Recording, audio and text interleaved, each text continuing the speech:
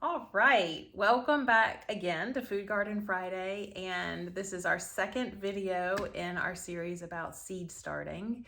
So if you didn't watch last week's lengthy video about the basics of seed starting, you might want to go back and watch that first and then come take a look at this. So I know these are a little longer than maybe you're used to, or you wish they were a little shorter, but it's really hard to compact the information we want to share in something super short and still be valuable. So a little tricky to do that, but we appreciate you joining us again. And so last week we talked about several really important things. It was like, why would you even want to seed start? We talked about containers. We talked about what to put in your containers for seed starting. We talked about seeds, and we talked about heat. And so this week we are going to talk about lighting, watering, and up potting. So once again, I am coming to you from the glow of my seed starting rack, and I have several shelves here with just some LED shop lights basically. So there's a whole range of different lighting options that you can use for seed starting. The one that we actually cannot recommend is a sunny windowsill. And so we're going to get a little bit deeper into the reason for that in just a little bit. But the lighting options are vast.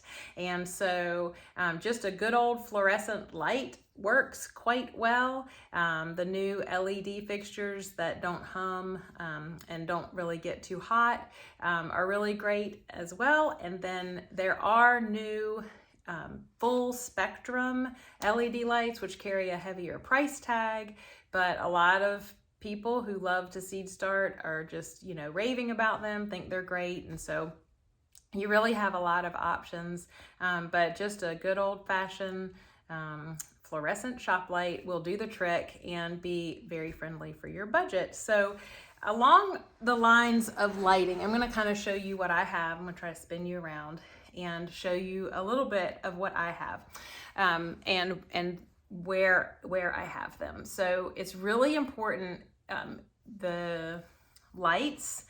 We're going to just be talking about those basic lights. The LED full spectrums are a whole nother ball game, and so we are not talking about those, but just those basic lights that are pretty easy for anybody to get. They don't have the full spectrum of the sun, and so your little baby seedlings really have to have that light source quite close to them. I mean, like, before they germinate, and it's important you have the lights directly on top of the container that you sowed your seeds in. And so as they grow, you can kind of inch those lights up a little bit, but you still want to keep them very close because that intensity is just not enough. And if they are too far away from your artificial light source, they are going to stretch and stretch and stretch and stretch and stretch and stretch because they are just looking and seeking that light and looking for and seeking that light. And that's what you get with leggy seedlings. If you've ever seed started and you have these like little green leaves atop really long stems, that's called being leggy. And so we really want to try to prevent that from happening. So that's why we keep those lights really, really, really low on top of them. It's also why a sunny windowsill is just not quite enough. So first of all, they're not in the outdoor environment, so they're not actually getting all that full spectrum of the sun. And, with it's coming through a window, it's kind of also, I can't think of my word exactly, but it's not as intense. And so those little seedlings are going to stretch. And so what you often find with seeds started in a windowsill is they're stretched towards the window, and then you can kind of rotate them and then they'll stretch back, but you're still going to end up with pretty leggy seedlings that don't have a nice, good, strong stem, which is what you want before you plant them outside. So I'm going to carry you around because for some reason I don't know how to just flip my camera there, but so here we go. Here I have my seeds are my little seedlings. These are some tomato seedlings that I started. And you can see I have the light really, really close down on them. And they are developing some pretty nice stems there. So that is what we mean. When we say it really needs to be close, that's what we mean. Really pretty much on top of it. I'll kind of come out a little bit and see if you can see that. Okay, so that is lighting. And next week we're going to talk about hardening off, because eventually they're going to come out of this lighting and they will have to get used to real light outside, full spectrum, the sun shining down on them all day long. So we're going to talk about that next week. So that's lighting, and that's why your plants get leggy if you don't keep that light source really, really close.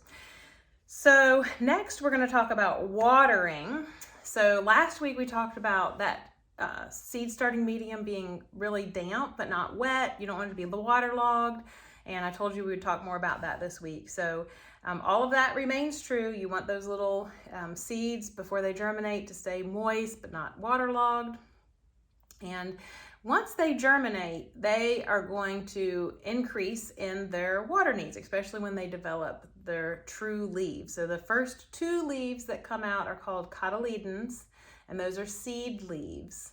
And they're just kind of, they look pretty basic. I mean, there's not, you would maybe look at it and say, well, that doesn't look like a tomato. But as soon as those true leaves come on, you'll say, oh, that is a tomato. So those true leaves develop, and then the water needs increase with these little seedlings, but they don't need to be drowned. They don't need to be sitting in water all the time. You kind of want them to, you want to water them.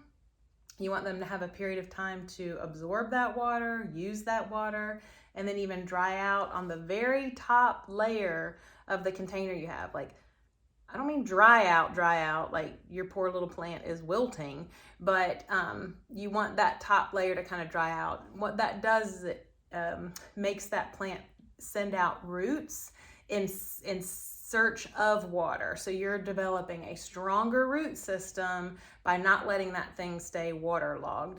And I can speak from personal experience that my little waterlogging of seedlings early on in my seed starting experience, you just end up with almost no roots, because those roots, there's no way for them to have air. They're basically drowning. So you really want to pay attention to that. You want things to stay moist, but not waterlogged. So watering is very, very important. You want to stay on top of that. Oh, I'm so sorry. You guys fell down. And so there are some different ways to water. So when you first plant your seedlings and you have them in their little seed starting tray, you can mist them with a mister. You can mist them like that way. You can even do that once they have emerged, like these little guys have. But what you want to do is be careful not to keep those leaves wet. You know, that will potentially cause problems for you. So another method would be, and I'm not going to do it exactly because it'll fall all the way through, but would just be to drop a little water on top here. Kind of come from the top. You're not getting the leaves wet. You just give them a little water that way.